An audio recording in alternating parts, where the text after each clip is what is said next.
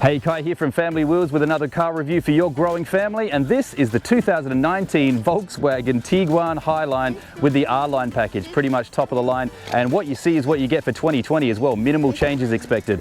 Is this the right car for you and your growing family? We're going to run it through its paces, we're going to do the famous Family Wheels standardized testing of the kids' seat test, we'll do the trunk test as well, and we'll see if the kids like it with the pep test, and we'll ask, what does my wife think? Here we go, it's the 2019 Volkswagen Tiguan Highline this week on Family Wheels. Okay, the 2019 Volkswagen Tiguan. This is the Highline R Line, which is the top of the line here in Canada. We're going to get to the trim levels in just a second, but first, I mean, the instant you jump in this car, you're going to notice just how big and bright and spacious this interior is for a compact SUV. There's like virtually no blind spots in this car. It just feels like they've squeezed every last little inch out of this interior to make it as spacious as possible, and that is magnified by this gorgeous panoramic sunroof that just lets all this natural light come in. It's absolutely spectacular. I feel like the best seat in the house might even be in the passenger seat back here, so you can actually enjoy all that natural light and check out your surroundings and relax and enjoy a nice ride. I was trying to think of an analogy of how I could describe this interior, and it's kind of like, you know how you have that friend who's like a massive fitness fanatic and they don't eat any carbs, like certainly not bread, no rice, they ain't drinking beer, they ain't eating potatoes, but they work out a lot and they look trim and they look buffed without being massive. That's kind of what this looks like. I don't feel like this interior has had a beer or some pizza in quite some time, but it looks wonderful. And before we get to the other standard details, I have to balance that with the elephant in the room, and it is this. This car is gutless. It's got 184 horsepower from a 2-litre turbo engine, and it doesn't have a lot of punch. Horsepower is not important to us here at Family Wheels, kind of, not for the most part, but one thing you're going to notice after you've enjoyed this beautiful interior is that as soon as you step on the gas, it just doesn't have a lot of punch. This is the second generation Volkswagen Tiguan, which was launched a couple of years ago, and it's still got the 2-litre turbocharged engine, but this time they went for a bit more mid-range torque, which you can feel. I read that a lot of people felt this engine at times felt and sounded like a diesel, and it's true. Until you get into it, you don't think that that can be possible, but it does at times feel like a turbocharged diesel engine with that mid-range torque, which is great around town. But if you are a family that needs to jump on the highway at times, maybe overtake some big trucks or something, you're going to be lacking in the horsepower department. But if you are just bopping around town, not really an issue, especially if horsepower, just like at Family Wheels, isn't your top priority. We'll get to more of the engine and also the gearbox coming up in just a second, but what about those top line details? So in Canada, the Volkswagen Tiguan starts at $29,000, just above that, and in the States, it starts at $24,000.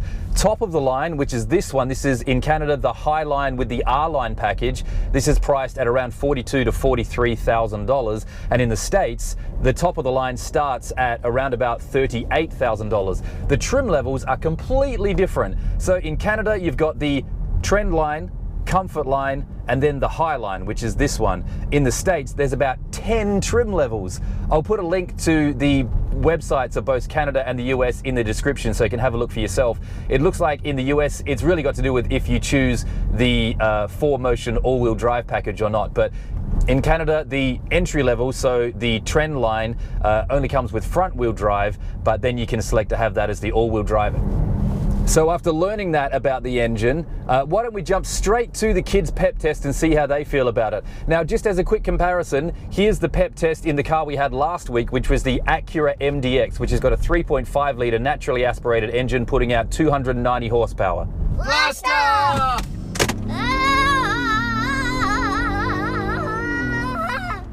So fast. And now let's compare that to this 184 horsepower in the Volkswagen Tiguan.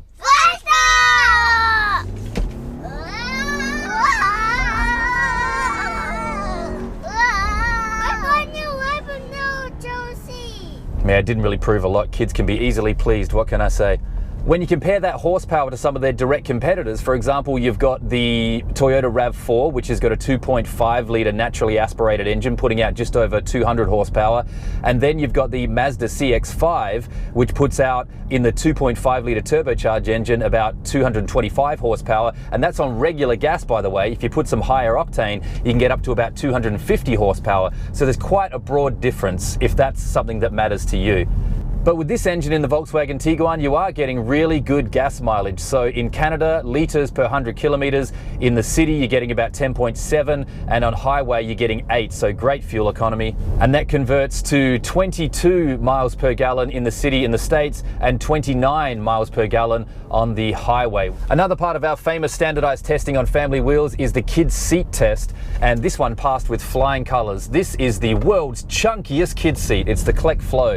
And even in a rear position, the front passenger still has oodles of room. I am 6 foot tall and I was able to sit there quite comfortably, stretch my legs out, and it all worked well. If you turn around and it's forward facing, you've obviously got a little bit more. So given that this is one of the longest in the compact SUV class, you've got plenty of room for the front passenger. The anchor points were really easy to find as well. They don't even have the plastic cover on it. They're exposed anchor points, so you're not going to be digging for it and trying to find it when you're installing that kid's seat. It's really, really simple and easy to find. When they went to the second generation of the Volkswagen Tiguan, they managed to add on another 26 centimeters of the car. That's a huge extension of the car, and that allowed for third row seating, which is a big bonus. I'm going to say it's only really for kids.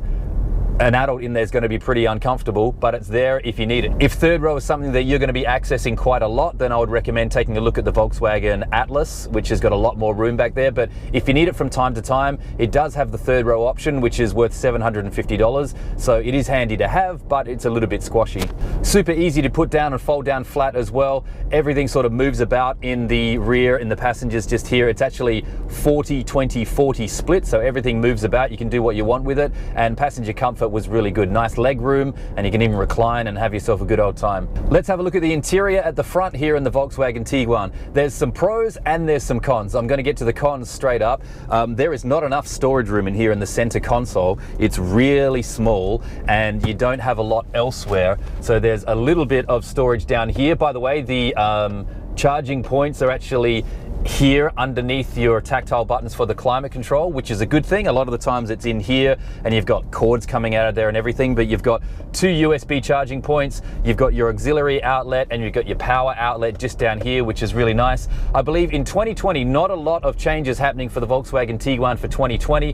One thing that is happening, talk of a new infotainment system and wireless charging, which I can't wait for that to be on virtually every single car out there. That's going to be really handy. It's kind of plasticky here as well, in and around the center console. No biggie, but it just feels a little bit cheap in that respect. You do have a storage compartment, because this is so small, sitting up on top of the dash. Again, that's tiny. You can't fit a lot in there, and you're certainly not going to leave any valuables there. It's totally exposed for people to walk by and say hello and take it from you if they want. Seats are awesome on the Volkswagen Tiguan. I must say, obviously, if you've got a family, you're probably not going for white leather, but this is the car that was supplied. If you got kids that can handle that, then yeah, go for it. But I'm certainly not going to have white leather with the crap that my kids throw around, that's for sure. Electric seating for the driver. You've got obviously adjustable forward and back. You've even got 3 presets. If you've got 3 different people that drive this car, then you've got 3 presets there, which are attached to your key fob. However, there is not electric seating for the passenger. It's all the old style manual, which I thought was surprising, especially if you're going to go top of the line and drop 40 grand on a car. I thought you might have liked to have some electric maneuverability for the passenger seat. The infotainment system is quite vast and good. It does respond very quickly when you're moving about. There's lots of options, so you can control radio, media is a different button, phone is a different button, voice commands, navigation, which is obsolete because obviously if you've got Apple CarPlay and Android Auto, which all trim levels have, I feel like you're going to end up using Google Maps instead of the navigation. Climate control is completely controlled by the tactile buttons down the bottom, which does double up. It pops up on the infotainment screen as well. Not sure why they do that, but you've got the option to use the touch screen, or you can just use the tactile buttons down the bottom. And infotainment system responds really well. Graphics are quite nice. It's a good system. There's lots of options, so it's going to take you a little bit to get used to it, but the infotainment system on the Volkswagen Tiguan is pretty solid. The dash is completely digital and it's gorgeous. Again, same as the infotainment system over here, there's lots of options, so you can take the time to customize it the way that you want it. You're going to have two different choices to make. You're going to have, what do I want to sit between my big round gauges, and then what do I want to sit right in the middle there. At the moment, I've decided to go with your fuel economy on the left, so I can work out how much money I'm spending if I'm stepping on it a little bit too much, and then my safety features on the other side, like your cross traffic monitoring and your crash mitigation and that type of thing, which is all in this car. The customizable options is something that it will take you a little bit to get used to, but when you've got it set exactly the way that you want it, it looks awesome. You also get a sort of a trip rundown. When you stop, it'll tell you how far you went, how long you were driving for as well, which is, you know, you don't need it, but it's pretty handy to see, oh, that was 7 Ks and that took me 15 minutes. That should have taken a lot shorter. Only the top line trim in Canada actually has the 360-degree camera as well, which I found pretty handy. It doesn't pop up when you're reversing, so when you hit reverse, it comes up with your reverse camera, which is pretty standard. And then when you want to find out if I'm too far away from the curb or something, you can hit the 360-degree camera just to see exactly where you're sitting and where everything is sitting around you as well. The other famous standardized test at Family Wheels is our trunk test, and this one passed if you've got the third row down. So if you've got the third row seating up, you're only getting about 340 litres of cargo space back there, which is like less than a Honda Civic, and it's sitting quite up and down. So our standardized test of a stroller, a soccer ball, 2 bags of groceries, a diaper bag and a camera bag, that was pretty tight. But then as soon as you put the third row down, you're getting just under 1,000 litres of cargo space, so it all fits no problems. You do have these sort of bins on the left and the right of the third row seating when it's collapsed, which was a bit awkward. I feel like, you know, you might have shopping sort of drop into those tubs and everything sort of be strewn everywhere, but then it can also be pretty handy if you've got things that you're storing in your trunk full time, then that can be handy to pop in there as well. The other part of the trunk that I loved was the gate, the automatic gate. So it's got the leg activated gate, so you can just pop your leg under there and it comes up if you've got your hands full with things, so that's always handy. But the other thing that it's got is the delayed option. So it's got sensors in the back, so if you're about to get all of your groceries out and then you're going to have full hands and not enough hands to reach up and hit the button, you can hit the delayed one, so when you walk away it will sense that you are walking away and then it will pop it down. And that was a really good feature, which is pretty handy actually. The amount of times that you're getting out of a car and you've got all your groceries and then you have to lift up and hit that button, it can be super annoying, so I liked that feature as well. Driving test on the Volkswagen Tiguan. Besides that lack of horsepower, which I've mentioned just several times now, it's got a lot of other things going for it. You've got the 4Motion all-wheel drive system from Volkswagen, which is tried and tested. You've also got this power steering assist system, so when you're at slow speed around town, you're doing U-turns, 3-point turns, it'll lighten the car up and help you get around. And then when you need a bit more response from the road, it will tighten that up, so your driving experience is way better on the highway. So that's a really cool little feature as well, which I like. And then down here you've got some driving modes. So near the gear shift here, where you've got your parking brake, you've got your 360-degree camera, and you've also got your automatic shut-off switch here. You can stop the engine from turning off at stoplights. You've got this toggle here for your driving mode. So you've got snow, you've got regular, which I'll go through in just a second, you've got off-road, and then you've got off-road custom, so you can make a whole bunch of adjustments and set the car up the way that you want it, because this car does have some light off-road capabilities. Now when you go here to regular, you can hit this button and you've got 4 different choices here. You've got eco, you've got normal, you've got sport, which will just tighten things up in your revs, which I'm just like, you haven't got any horsepower in this car, so what's the point? And then you've got custom, so you can set the car up any which way that you like. I think that, you know, most people would try and make it a bit sportier and try and maximize absolutely everything, but if that's something that's important to you, you're probably not choosing this car because of that lack of horsepower. But the driving modes are good, especially in North America, a bunch of snow, you can be wet, it can be icy, so some of those selections are actually really useful. So our YouTube analytics of Family Wheels show that 90% of viewers are male, but you are not going out to a car dealership buying yourself a new car without the opinion of a significant other, especially in a family situation. So it brings me to this question: what does my wife think? Is there 2 things that you like about this car? I like the display. It's very easy. The infotainment system? Yeah. Yeah. It looks nice, it looks clean and simple, and it's easy to use. features. I like the space. I think because it's such a long car, you've got lots of legroom in the front. Put my purse in there. Post-test passes. Yep. The kids have tons of room back there. It feels very spacious and it feels very light. What don't you like? Anything? It has a bit of a lower profile, so the view is a little bit difficult still. Really?